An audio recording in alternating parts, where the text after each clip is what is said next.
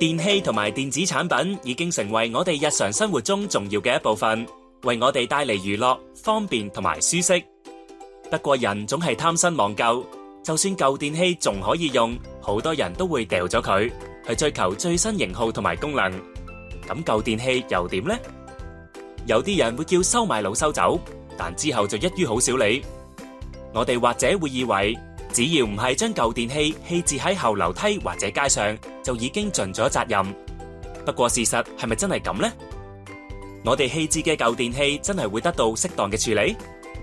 令人驚訝嘅係，其實好多舊電器最終都冇被妥善回收或者處置。有時不法商人為咗提取舊電器中有價值嘅金屬，會用唔適當嘅方法燃燒，過程中令有害嘅化學物質釋放到空氣同埋環境之中。有啲舊電器會就咁落入堆填區或者胡亂棄置，白白浪費裏面好多可循環再用嘅資源。以洗衣機同埋乾衣機為例啊，裏面有鐵、鋁、銅等有用物料，可以回收嚟做新電器或者其他產品。呢啲曾經為我哋服務嘅電器，因為大家胡亂棄置就出事啦，小心有麻煩啦。例如顯像管電視可以釋放出鉛會影響小朋友嘅大腦同埋神經系統發展，亦會損害成年人嘅腎臟、循環系統同埋生殖系統。咁平面電視同埋屏幕呢？如果裏面嘅水銀釋放咗，有機會破壞我哋嘅神經、呼吸同埋消化系統，嚴重嘅話甚至會引致死亡。呢啲因為胡亂棄置而釋放嘅重金屬同埋化學品，會污染水源同埋危害海洋生物。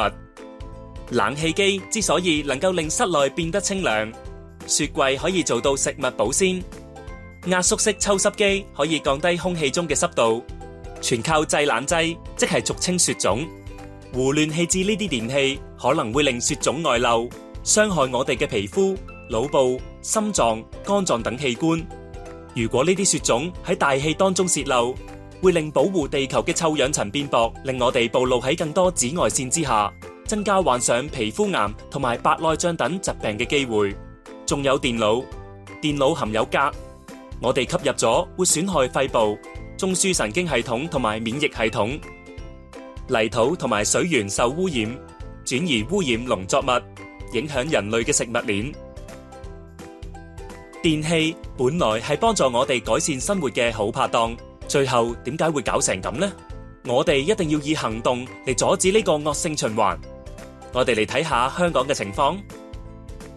原來每個香港人每年平均製造出10公斤嘅廢舊電器同埋電子產品，足足有超級市場嘅2包大米咁重。換言之，全港700幾萬人每年一共可以產生7萬公噸。如果我哋唔立即行動，唔使水晶球都可以預見到未來情況有幾差。未來其實就掌握喺我哋手中，我哋要點樣先可以將情況逆轉？如果可以再揀多次，我哋應該點樣做？首先，我哋要好好保養電器產品，延長佢哋嘅壽命。另外，換新電器之前要認真諗清楚，真正有需要先至更換。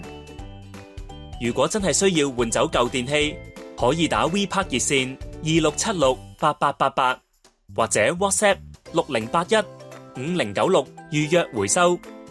我哋可以建議你點樣妥善回收舊電器。喺呢個政府回收基地 VPark， 我哋會確保所回收嘅舊電器將會妥善處理，將廢物變資源，並盡量減少對環境造成嘅影響。